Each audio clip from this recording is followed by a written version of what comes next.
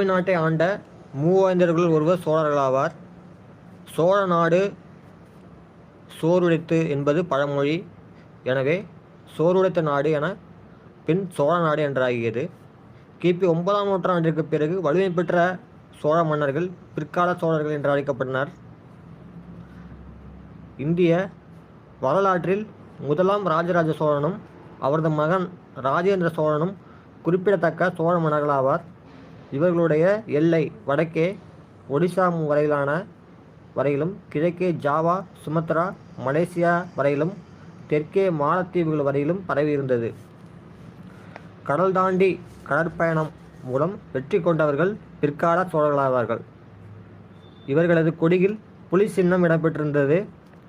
ராஜேந்திர சோழனது காலத்தில் வட இந்தியாவில் கங்கை வரை படையெடுத்து ராஜேந்திர சோழன் தான் கங்கை வரை படையெடுத்து கப்பற்படை மூலமாக மலாய் தீபகற்பத்திற்குள்ள கடாரம் ஸ்ரீவிஜயம் வரை சென்று வெற்றி கண்டார். கடாரம் கொண்டான் என்று ராஜேந்திர சோழன் அழைக்கிறாங்க. கடாரம் கொண்டான். சான்றுகள்: பிற்கால சோழர்களின் வரலாற்றை அறிந்து கொள்வதற்கு வரலாற்று ஆசிரியர்கள் வெங்கையா, உல்ஜ் கிருஷ்ணசாஸ்திரி ஆகியோர் தொகுத்த கல்வெட்டுகளும் அன்பில் பட்டயங்கள் குரூப் 1ல் விட கேட்டிருந்தாங்க. அன்பில் பட்டயங்கள், திருவாலங்காட்டு செப்பேடுகள், கரந்தை செப்பேடுகள், ஆனைமலை செப்பேடுகள், லெய்டன் செப்பேடுகள் போன்றவற்றை சான்றுகளாக திகழ்கின்றன. மேலும் இலக்கியங்கள், மெய்கீர்த்திகள், நாணயங்கள், கட்டிடக்கலை, சிற்பக்கலை, ஓவியங்கள், படிமக்கலை முதலியவனை சோழர்களின் ஆட்சி முறையை பற்றி அறிய உதவுகின்றன. அடுத்தது மெய்கீர்த்திகள். மெய்கீர்த்தி என்பது அரசனின் புகழுக்குரிய சாதனைகள் விளக்கி கோரும் ஆவணமாகும். முதலாம் ராஜேந்திர சோழன் காலத்தில் முக்கியத்துவம் பெற்றது மெய்கீர்த்திகள்.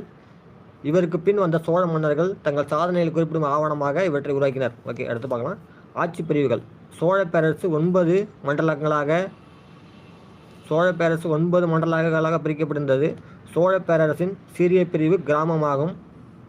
பல கிராமங்கள் கொண்டது நாடு. பல நாடு கொண்டது வளநாடு.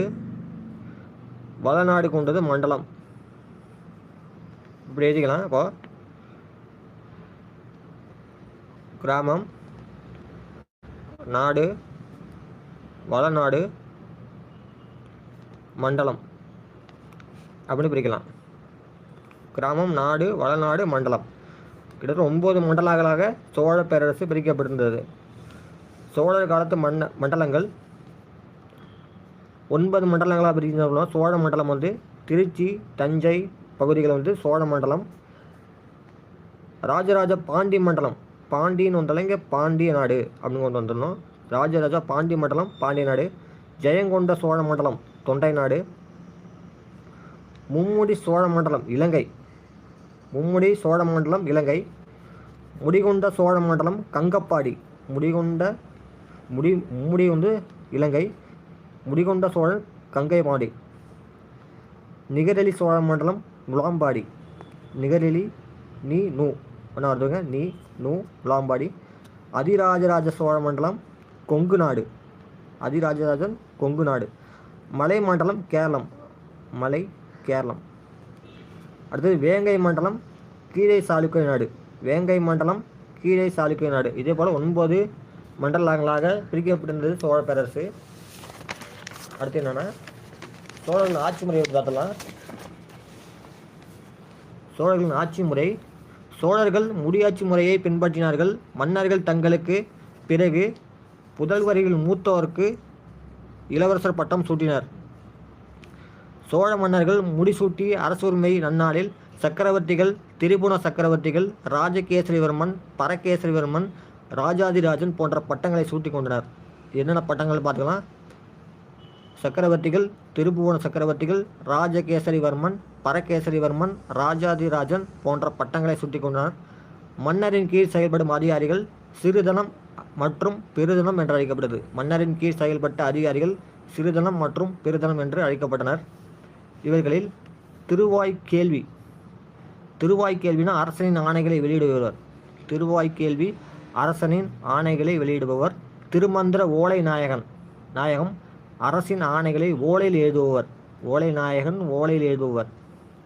கர்ம விதிகள் ஆணைகளை நாட்டின் பல இடங்களுக்கு கொண்டு செல்பவர். கரும விதிகள் ஆணைகளை நாட்டின் பல இடங்களுக்கு கொண்டு செல்பவர். புறவுவரி திணைக்களத்தார் நிலவரி கழகம். புறவுவரி திணைக்களத்தார் நிலவரி கழகம். வரி பொத்தக கணக்கு தணிக்கை அதிகாரி.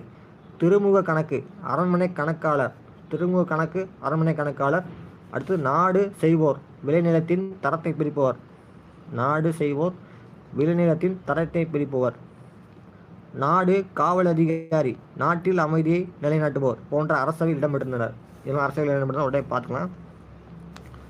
திருவாய்க்கேள்வி, திருமந்திர ஓலைநாயகம், கரும விதிகள், புறவுவரி திணைக்களத்தார், வரி பொத்தக கணக்கு, திருமுக கணக்கு, நாடு வகை செய்வோர், நாடு காவல் அதிகாரி நாட்டின் அமைதியை நிலைநாட்டுபவர், நாடு காவல் அதிகாரி. இதெல்லாம் பார்த்துங்க. அடுத்தது கிராம ஆட்சி முறை. சோழர் காலத்தில் கிராம ஆட்சி முறை சிறப்பு பெற்றிருந்தது. கிராம சபை உறுப்பினர்கள் தேர்ந்தெடுக்கும் முறை, அதன் செயல்பாடுகள் குறித்து உத்திரமேரூர் கல்வெட்டு குறிப்பிடுகிறது. குடை ஓலை முறை.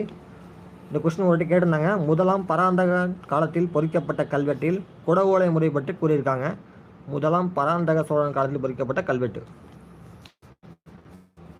எந்த சோழன் கேட்டாங்க? பராந்தக சோழன். அடுத்தது சபை உறுப்பினர்கள் தேர்ந்தெடுக்கும் முறை பற்றி விளக்கமாக கூறுகிறது இந்த கல்வெட்டு. சபை உறுப்பினர் ஆவதற்கான தகுதிகள். இந்த சபை உறுப்பினர் தகுதி உறுப்பினர் ஆவதற்கு கால்வேலி நிலம் சொந்தமாக இருக்க வேண்டும். கால்வேலி நிலம் சரியா தவறாக கேட்கலாம். சரியா கூட்டு சரியாக கேட்கலாம். கால்வேலி நிலம் சொந்தமாக இருக்க வேண்டும். சொந்த நிலத்தில் வீடு இருக்கணும். 35 வயது முதல் 70 வயதில் இருக்க வேண்டும். வேதங்கள் புராணங்கள் கற்று தேர்ந்தவராக இருக்க வேண்டும். கால்வேலி நிலம் இருக்க வேண்டும். சொந்த நிலத்தில் வீடு இருக்க வேண்டும். 35 முதல் 70 வயது இருக்கணும். வேதங்கள் புராணங்கள் கற்று தேர்ந்தவராக இருக்க வேண்டும். ஒரு முறை உறுப்பினரால் அடுத்த 5 ஆண்டுகளுக்கு பிறகே உறுப்பினராக முடியும். ஒரு முறை உறுப்பினர் ஆகிட்டோம்னா அடுத்த 5 வருஷத்துக்கு பிறகு தான் அந்த உறுப்பினராக முடியும். இது குடைவர முறையில் சொல்லியிருக்காங்க. அடுத்து தேர்ந்தெடுக்கும் முறை. ஊர் பல குடும்பங்களாக பிரிக்கப்படும். ஒவ்வொரு குடும்பிலும் தகுதியுடைய பெயர்களை எழுதி பனை ஓலையில் எழுதி அதை குளத்தில் நிற்பவர்கள். தேர்தல் நாளன்று குளத்தை சபையோர் ஒன்றாக குறுக்கிய பின் 5 வயதுக்குட்பட்ட சிறுவனை குளத்தில் உள்ள ஒரு ஓலையை எடுக்க செய்வார். அதன் யார் பெயர் வருதோ அவரை உறுப்பினர் ஆவார். அவங்களும் போட்டிருக்காங்க. இது நமக்கு தெரிஞ்சது தான். குடை ஓலை முறை பற்றி இவ்வளோ தான் தெரிஞ்சுக்கணும். உங்களும் பராந்தக சோழன் காலத்தில் அந்த குடை ஓலை முறை பற்றி சொல்லியிருக்காங்க.